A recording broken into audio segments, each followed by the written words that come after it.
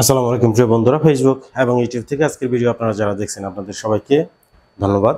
আজকের ভিডিওতে আমরা বিগত সালের এসে যাওয়া বিভিন্ন প্রশ্ন, চাকরির পরীক্ষায় যেগুলো আসছিল গুরুত্বপূর্ণ কিছু প্রশ্ন ইংরেজি গ্রামার সহ সমাধান করব। Let's get started. প্রথম প্রশ্ন, এই প্রশ্নটা আসছিল প্রাথমিক সহকারী শিক্ষক নিয়োগ পরীক্ষা 2018 সালে আসছিল প্রশ্নটা। আমেরিকান এটা কোন পার্টস অফ স্পিচ? দেখেন, আমেরিকান অনেক সময় নাউন অথবা অনেক সময় অ্যাডজেক্টিভ হতে পারে, নাউন অথবা অ্যাডজেক্টিভ হতে পারে। আমেরিকান নাউনটা কখন, মানে অ্যাডজেক্টিভটা কখন হয়? আমি যদি বলি আমেরিকান হিস্ট্রি, তাহলে দেখেন আমেরিকান হিস্ট্রি দুইটাই কিন্তু আলাদা আলাদা করে এক একটা নাউন, কিন্তু ওই যে আমেরিকান হিস্ট্রি দুইটা নাউন একসাথে বসলে একটা আরেকটার সাথে ঘনিষ্ঠ সম্পর্ক থাকলে প্রথমটা কি হয়?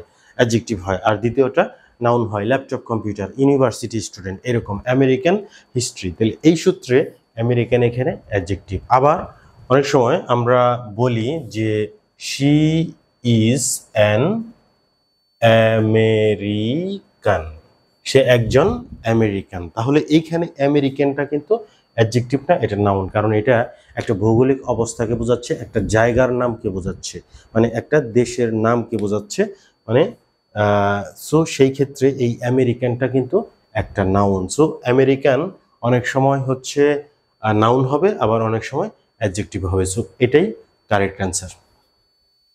2 নম্বর প্রশ্ন আসছিল জাহাঙ্গীরনগর বিশ্ববিদ্যালয় 2018-19 সালে 2 নম্বর প্রশ্ন আসছিল Nazrul is famous not only in Bangladesh but also in India. Nazrul শুধু বাংলাদেশেই বিখ্যাত না, ইন্ডিয়াতেও বিখ্যাত।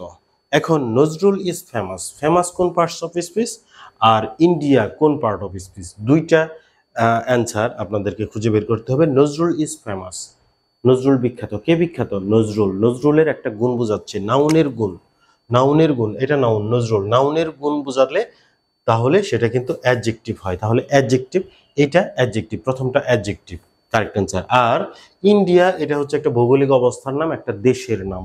সো এটা নিঃসন্দেহে একটা নাউন। সো কোথায় আছে? অ্যাডজেক্টিভ প্লাস নাউন, এই যে অ্যাডজেক্টিভ এবং noun. Famous adjective, India noun.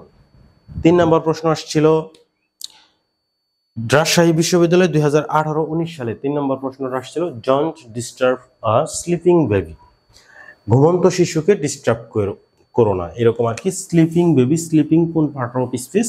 Sleeping হচ্ছে ভার্বাল অ্যাডজেক্টিভ, মূলত এটা হচ্ছে একটা অ্যাডজেক্টিভ। স্লিপিং বেবি মানে ঘুমন্ত শিশু, বেবি হচ্ছে নাউন, এই নাউনের নাউনকে বর্ণনা করছে যে কেমন বেবি, স্লিপিং বেবি, ঘুমন্ত। সো স্লিপিং হচ্ছে একটা অ্যাডজেক্টিভ। এখন ভার্বাল অ্যাডজেক্টিভ কোনগুলো?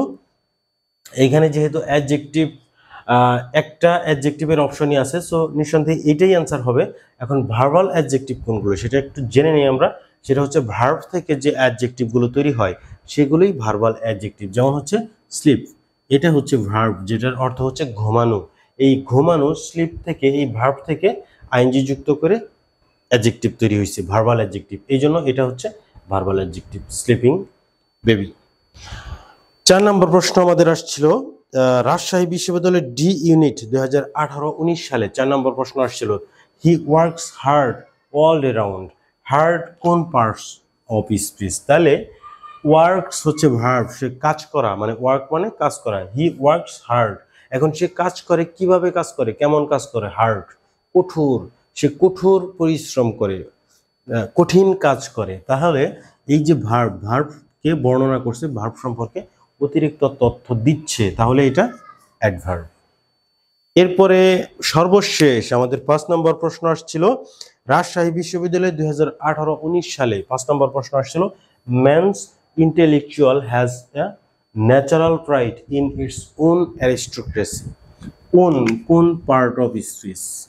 On aristocracy. দেখেন, অ্যারিস্টোক্রেসিটা হচ্ছে একটা নাউন। অ্যারিস্টোক্রেসি শব্দের অর্থ হচ্ছে আভিজাত্য।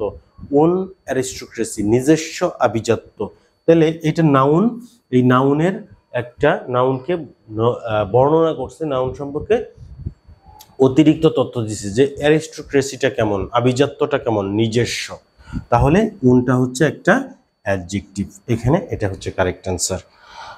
আজকের ভিডিও আপনাদের যদি ভালো লাগে লাইক, কমেন্ট, শেয়ার করবেন। ফেসবুক এবং ইউটিউব থেকে ফলো অথবা সাবস্ক্রাইব করবেন খুব শীঘ্রই। আপনাদের সাথে আরও একটা ভিডিওতে দেখা হবে। Thanks for watching this video. Allah Hafiz.